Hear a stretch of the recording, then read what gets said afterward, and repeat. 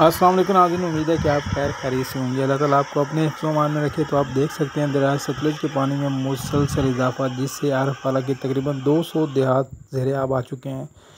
कई खड़ी फसलें ज़ेर आब आ चुकी हैं। यहाँ पर लोगों के घर और स्कूल आप देख सकते हैं, यहाँ पर वो बिल्कुल पानी की लपेट में है।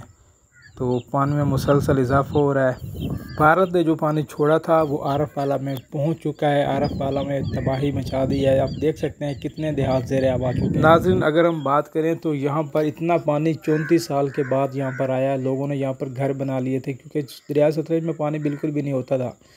तो लोगों ने वहाँ पर घर बना लिए थे। तो अचानक 34 साल के बाद पानी आया तो लोगों के घर डूब चुके हैं। आप देख सकते हैं यहाँ पर कितना पानी मौजूद है। तो लोग अपनी मदद खुद यहाँ से बाहर निकल रहे हैं, अपने जानवरों को बाहर निकाल रहे हैं, यहाँ पर बंद बना रहे हैं ताकि वो बच सकें। मगर हालात आपके सामने है।